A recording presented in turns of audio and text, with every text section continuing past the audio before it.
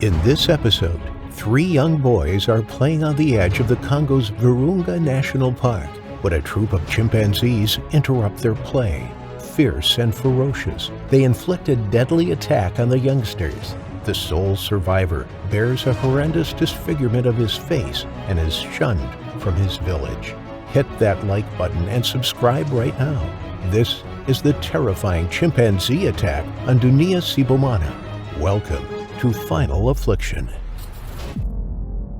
Dunia Sibomana was 6 years old. He lived in the Congo with his family. Tragically, his mother had died a few years before, and he was raised by his father and extended family.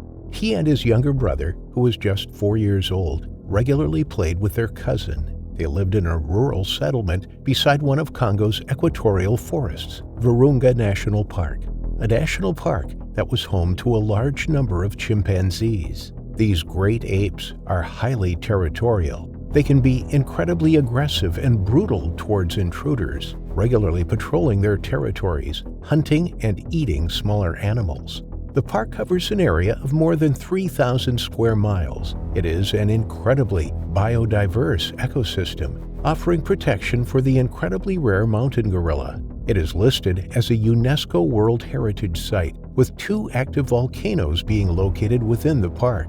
It is home to more than 3,000 animal and plant species, 300 of which are endemic to the Albertine Rift Valley in which the park resides. Many communities live in and around the park, competing with the animals found there.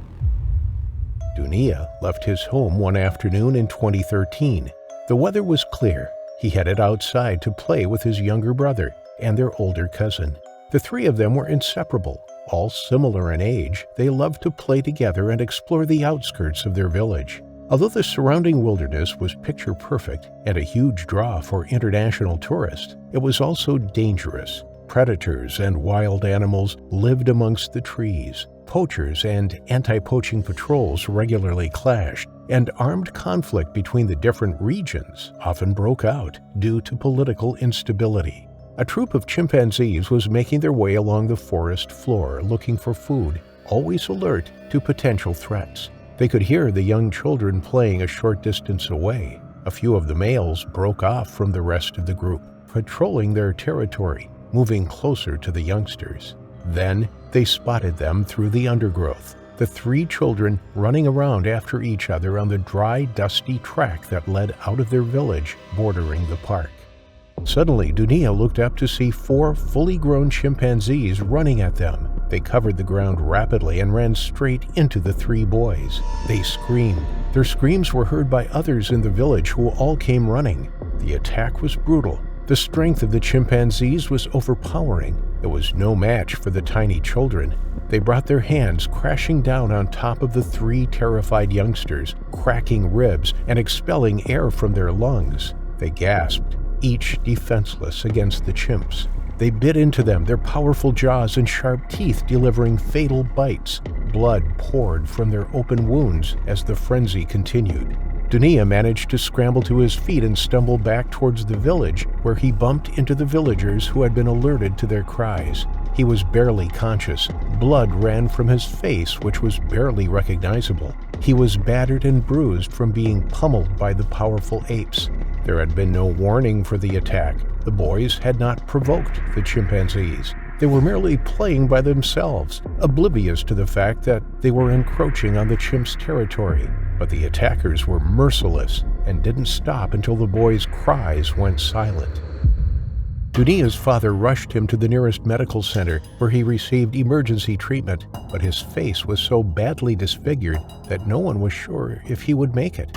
His right ear and facial muscles were destroyed. The middle finger of his left hand was bitten off, and his lips had been torn from his face. In the forest, Dunia's little brother was found motionless on the ground, his bones broken and skull fractured. His face was bitten and torn. The tiny 4-year-old had succumbed to the brutal attack. The chimpanzees had fled back into the national park, and Dunia's older cousin was nowhere to be found. Rangers set out looking for him, but they found no trace. Many believe that if he hadn't died from his injuries, then he may be hiding out somewhere, perhaps at another village, disfigured and too ashamed to return home to his family. Very slowly, the young Dunia grew stronger from his injuries. His bones healed and his wounds closed up. But the attack left him with a severely disfigured face. He no longer had any lips. His cheek was torn apart and he was left with muscle damage that made it hard to swallow or communicate. He drooled a lot because he couldn't close his mouth or swallow properly. Eating became difficult and he lost weight. The villagers shunned him. He tried to attend school, but the harassment and bullying made it too difficult for him. His friends distanced themselves from him, and adults ignored him. He had no life in the Congo anymore. He was miserable and severely traumatized from the attack. Whilst villagers gave up on Dunia, the rangers at the park didn't. They had contacts with Dr. Richard Leakey, a world-renowned anthropologist who knew a plastic surgeon in the States. Dr. Alexander Dagum and his friend, Dr. Leon Klempner, associate professor of dentistry, both worked at Stony Brook University Hospital. This was the hospital associated with the university where Richard Leakey worked. They managed to arrange for Dunia to visit the hospital in America and undergo surgery to fix his face. His father stayed behind in the Congo, whilst one of the rangers accompanied the young boy to the United States. It was a huge cultural shock for the Congolese boy, and he didn't know what lay ahead of him. But it was the only option he had, and he had to grasp it with both hands. Although he was nervous, the kindness of Richard, Alexander, and Leon shone through. So did that of the American people. Dunia was immediately accepted into the Long Island community. He was taken in by a host family in the Hafog area and attended school there. It was the first time he went to class, and he immediately made friends. He and the 9-year-old daughter of the host family, Annabelle, became best friends, each morning walking arm in arm to elementary school together. He learned English and took a liking to American food, something he had never tasted before. He and Annabelle played endlessly together.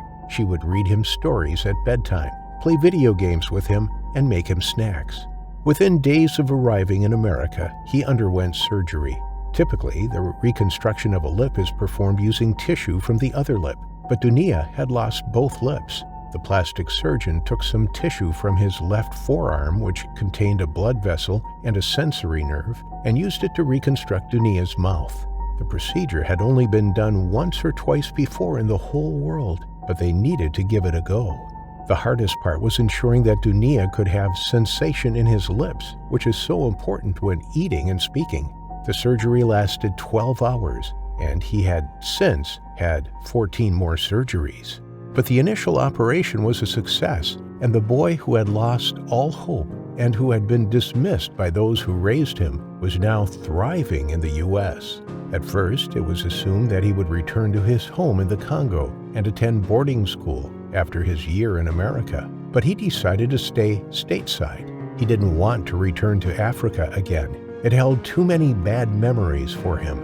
In fact, not long after arriving in America, he wanted to forget all about his homeland and refused to speak Swahili, his mother tongue.